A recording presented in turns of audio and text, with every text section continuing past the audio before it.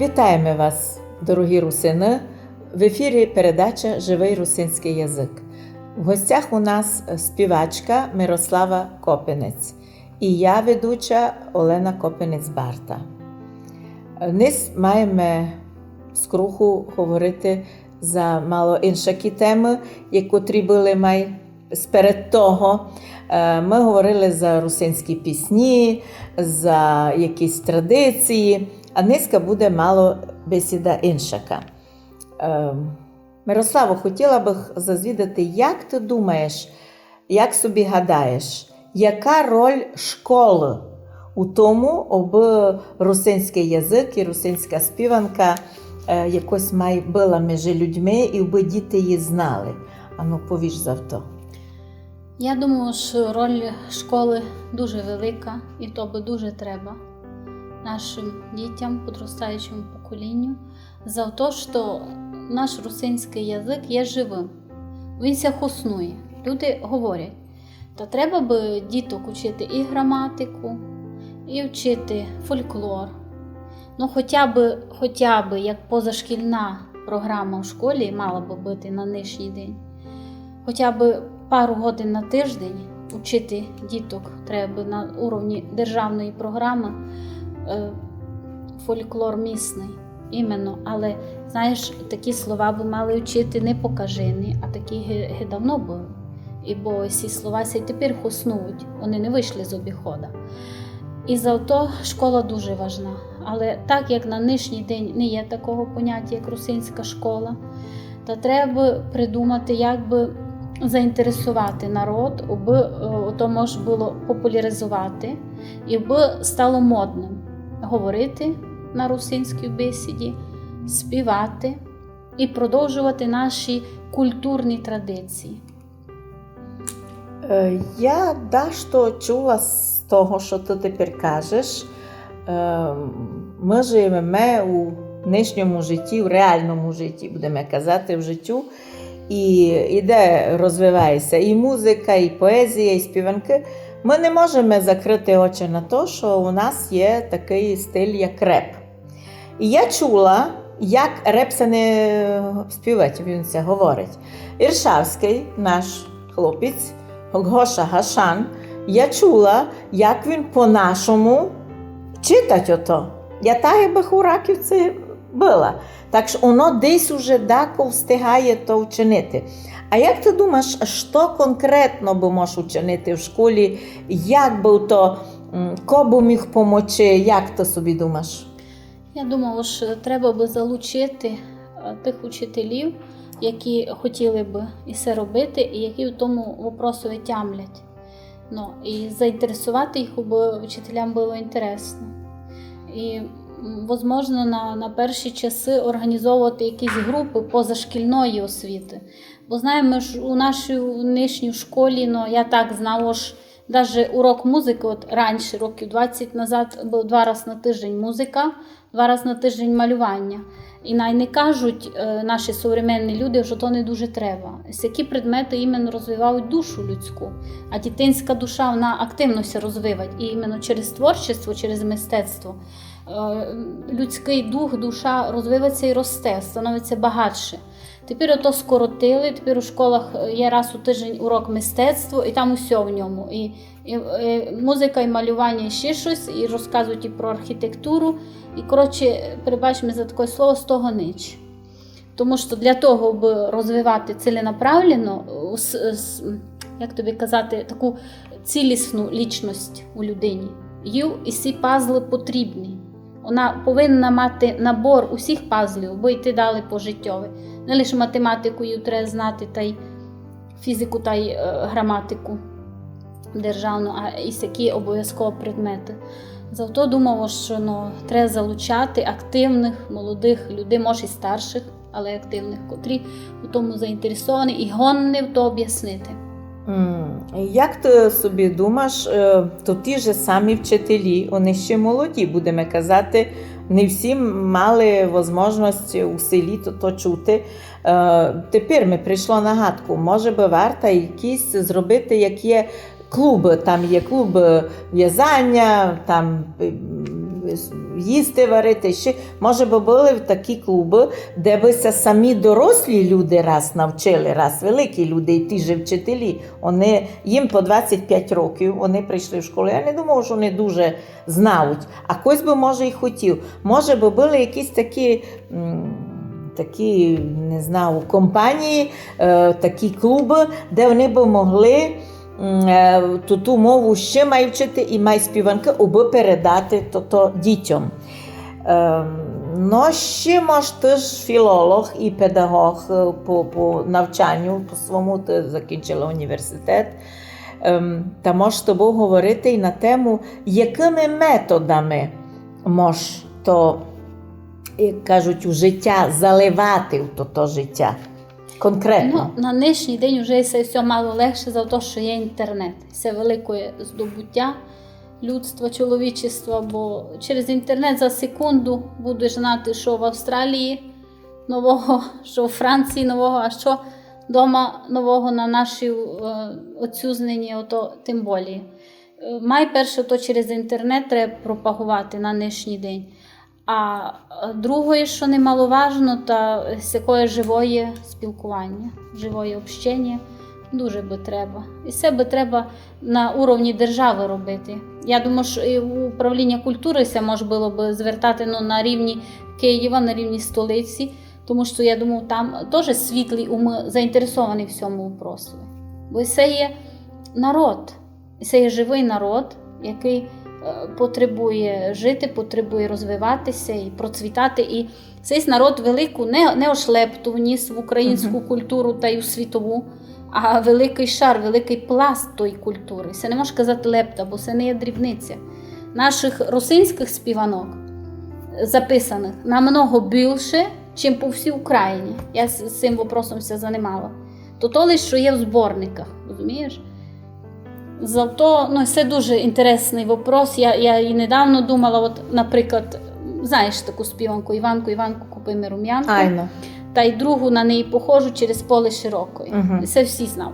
Тепер кажуть, подеколи, що це українська народна пісня. Та як вона може бути українською народною, наприклад, я знала, що придумав її Семен Андрійович та Іван Гаврилович Мельника, два брати, із нашого з того села Великого Раківця. Це два брати, двоюрідні, видить. Один писав стихи, другий писав музику. І ця співанка, наприклад, є доста молода. Но її натільки народ підхватив, що вони вже не запомнили, хто був первоначальним автором, і понесли її дуже далеко.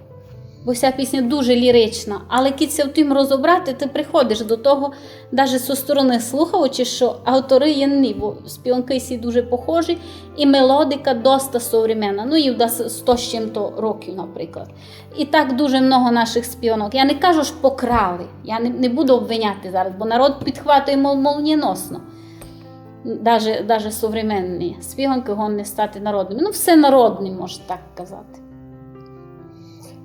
Видиш, як Шевченко писав, і чужому поучайтесь, і свого не цурайтесь, та я думав, собі гадав, чому бися могли ми навчити, скажімо, у мадяр, що ми говорили вже і прошлий раз, і ще і не раз може це повісти, що на якомусь етапі навчання не проходить людина, так як кандидатський мінімум, або щось там таке, кіт не знає, думаю, майже 500 чи 300 народних пісень.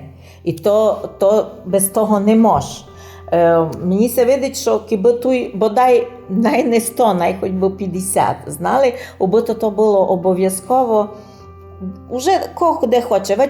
Колись у наш час реферати писали, усячено. Я думав, що не є великої підтримки держави, та люди б мали щось і самі, бо ми много робимо щось такого, що нам нікого не допомагає. Як ти думаєш, хто б міг допомогти у цьому питанню? Оленко, це таке питання, можу сказати, дуже актуальне. Бо, наприклад, мене взяти. Я із співанки, що от мамка знав, знаходжу у зборниках. Знаєш, один час їм писала так їх у студії, бо в студії треба звукарьові заплатити, правильно? Навіть скидку тобі зроблять. Все одно треба дати так, то певну суму. То Ти знаєш, що ж я на тільки хотіла то зробити, що брала кредити в банку. Ну, я не так хочу говорити, що хвалитися тим. Так би не мало би бути. Но для моєї душі то було важливо, і на нинішній день я ся вже радую, що ті співанки вже воскресли, можна сказати. Їх вже хоснують, їх вже співають, це для мене велика радість. Але ясно, що так би то не мало бути. Я не нарікав, але я вважав, що любив цивілізованій країні, мабуть, бути спонсори і меценати, котрі теж, наприклад, себе рахують русинами. Він чувствує, що в нього мамка, нянько русини, бабка, дідик, та і не знав, і сьоме покоління тако знає. Значить, кидь він ото любить, та таких людей геми з тобою, наприклад, ти музикант, на кілько продвинутий, так сказати, у тебе освіта, по-перше, по-друге, в тебе талант. Ти граєш усе. А так у нас у всіх людей, у кожного свій Так, у талант. кожного, але, знаєш, не кожен то хоче робити. Когось собі віддихає, когось собі, знаєш, як ти казати, не в кожного та душевна потреба. А таких людей, у кого є душевна потреба, їх якраз треба подержувати. У нас музиканти, у нас є цимбаліст дуже надзвичайно височайшого рівня, той живе в Ужгороді. Теж би піддержати, бо це такий, знаєш, інструмент, котрий не є такий дуже, не дуже такий, як фортепіано, наприклад. Мало когось на ньому вчить, то величезний труд. Але то є найдавніший інструмент. Баяна в нас тут не було, у нас була скрипка, бубен і цимбал, троїстий музик. З чим хотіла вже раз, як кажуть, до бесіди, коли в тебе ж були свої авторські концерти. Це були люди, я би хотіла, кіть можеш, спомнити за них, бо я знав, що то був великий твій труд. В тебе було 2 авторських концерти. Три сольні концерти.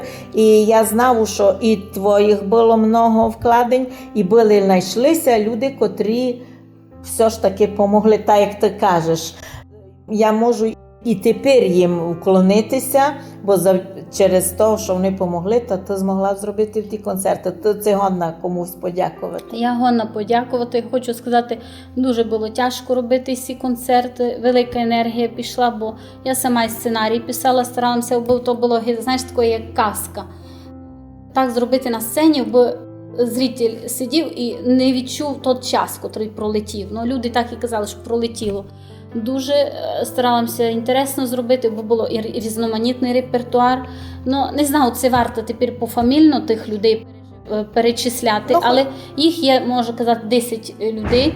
Я думаю, що вони і цю передачу поникають.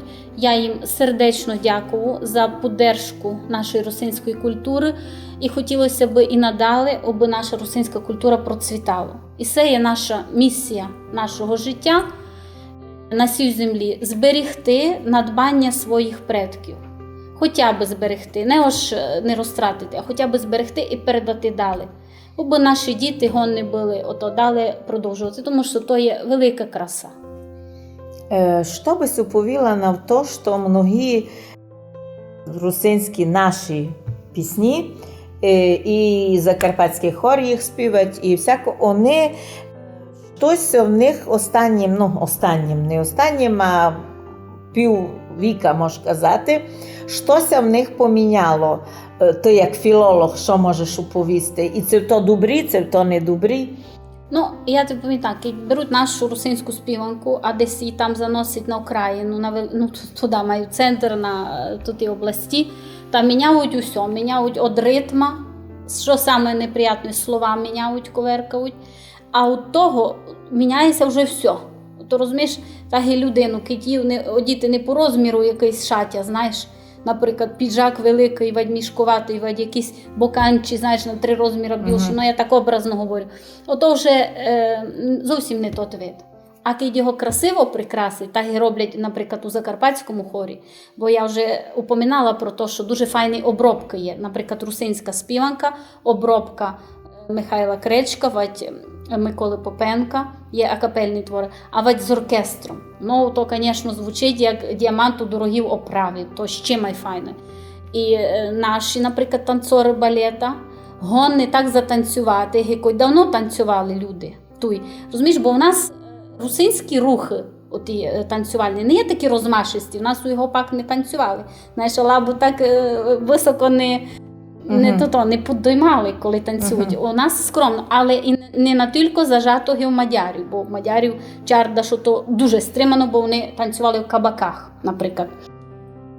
А у нас русинів дуже акуратненькі рухи, знаєш. Я то коли позирав, як наші дівочки, наші артистки балета, боже, накілько вони, знаєш, акуратні, а такі мініатюрні, а ті ножки, знаєш, натільки вони то кожний рух відчувають, і вони то й люблять робити, то нараз від який артист, коли любить ото виконувати, накільки то файно, одухотворено.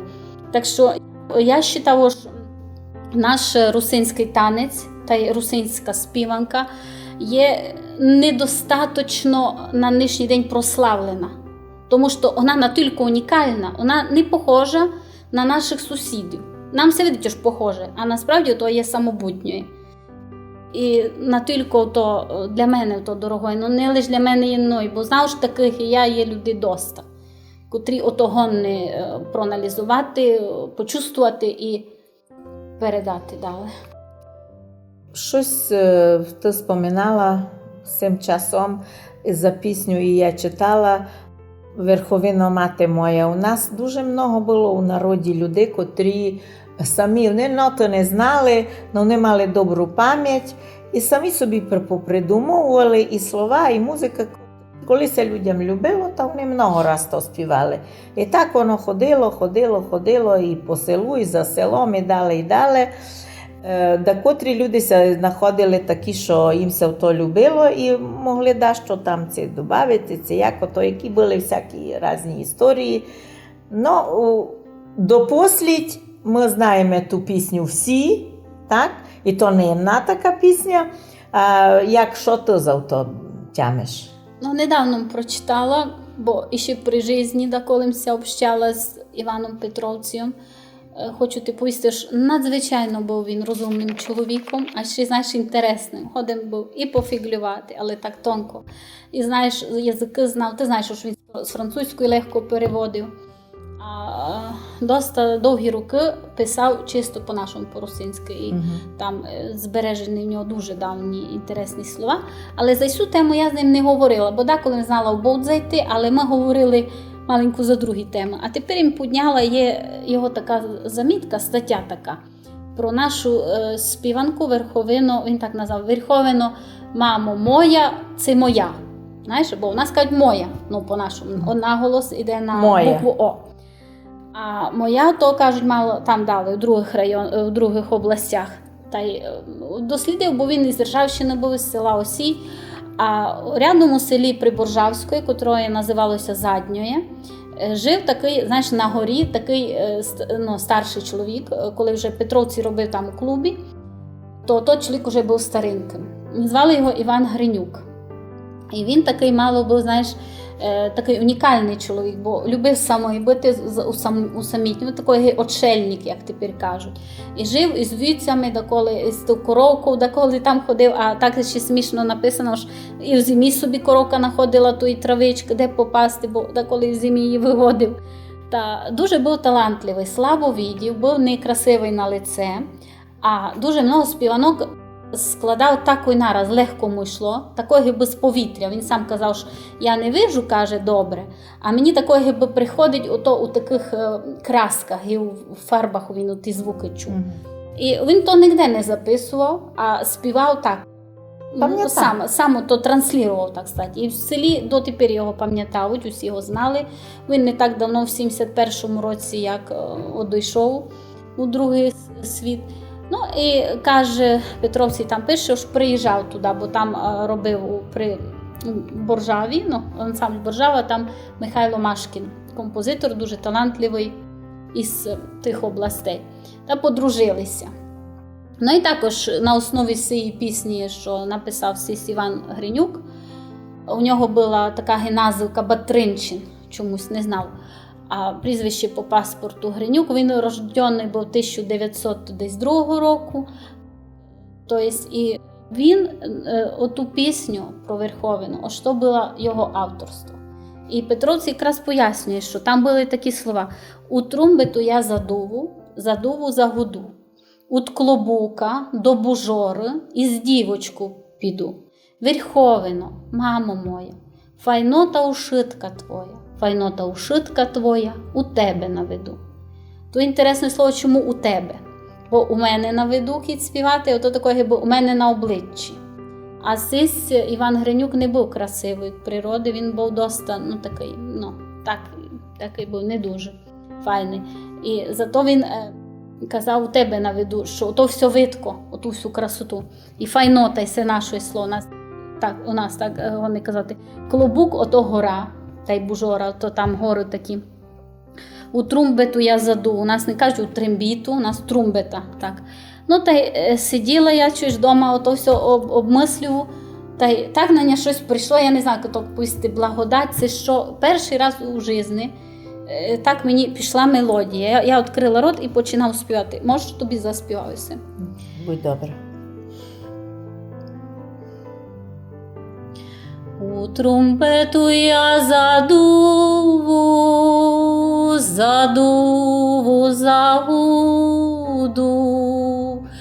от клобука до бужори, із дівочко піду.